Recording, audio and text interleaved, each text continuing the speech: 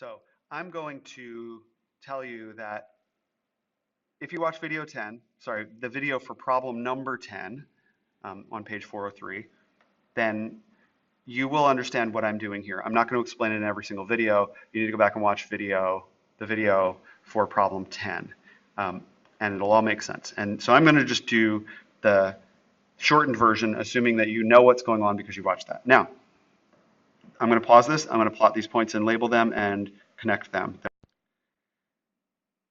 All right, so here's the figure. And now that I've done that, you might speculate, what do you think it is? And of course, I'm going to leave it to you to speculate that. What I'm going to do is, just like I did for the other videos, I'm going to, instead of using the distance formula, I'm going to have you imagine, this right triangle right here. And then how many units is that up there? That's 3, and that's 3. Okay?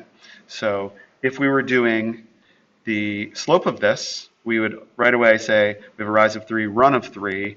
So that's 3 over 3. We have a slope of 1 for this particular side length is what we're looking for here. We're talking about the sides of this figure to be able to categorize it.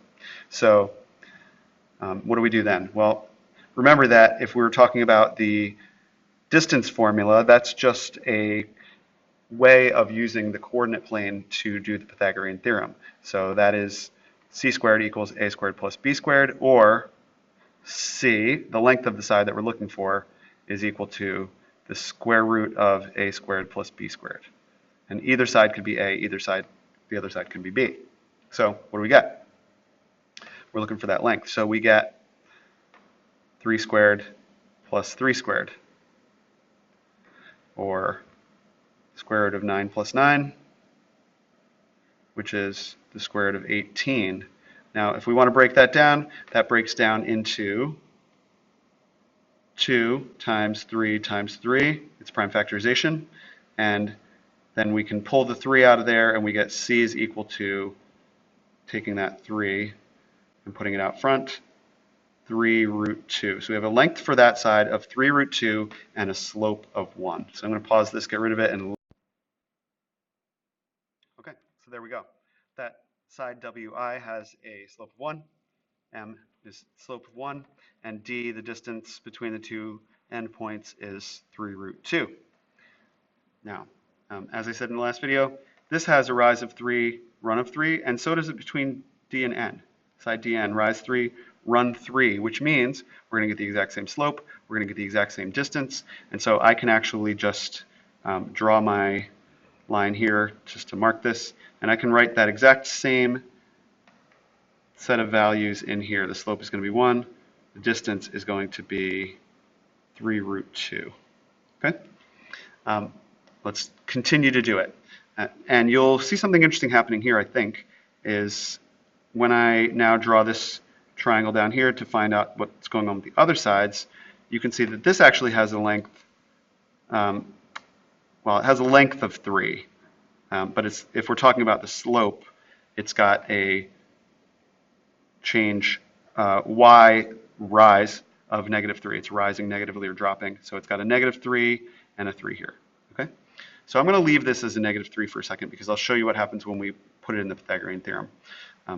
Okay, so what do we get for a slope? Well, -3 over 3 for the slope. If slope is -3 over 3, that simplifies to a -1 slope. And that's looking good for us to have what we need for perpendicular sides here of negative reciprocal slopes. Because if you take, sorry, I should be labeling that as -1. If you take 1 and you flip it, you get a 1 again. And then if you negate it, because we need the opposite reciprocal, we get -1. So good signs all around for that if you are going on the assumption that we're going to be dealing with 90-degree angled figures. Okay?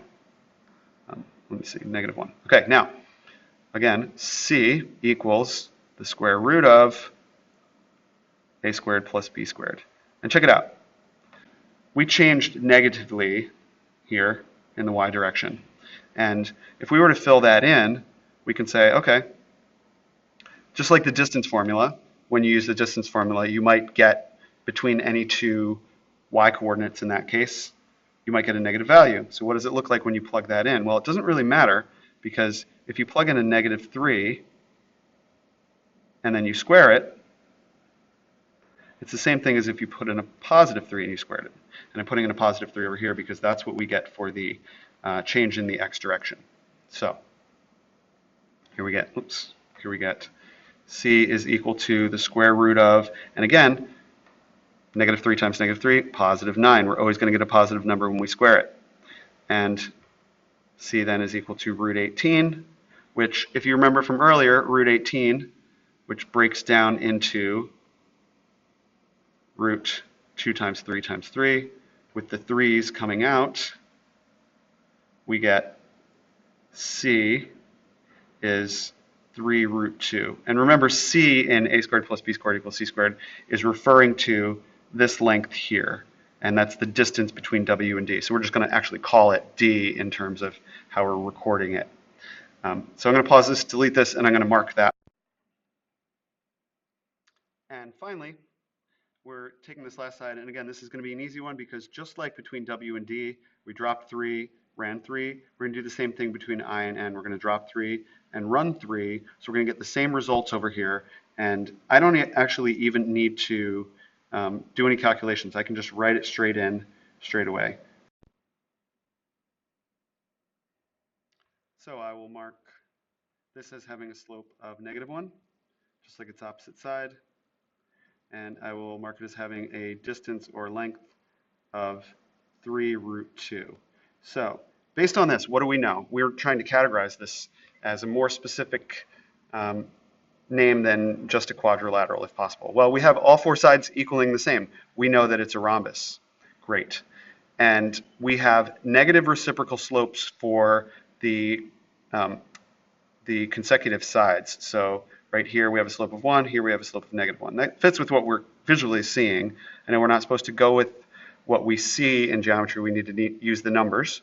But as a guess, it seems like we're getting 90-degree angles, and it's verified by examining the slopes of these consecutive sides. So we have 4 sets of 90-degree angles, so we know that that's true when it is a rectangle. And if a figure is both a rectangle and it's a rhombus, then we know that it is a square. So we can call this a square, and let me just type square in here. Oops. That is the most specific thing we're going to get to, and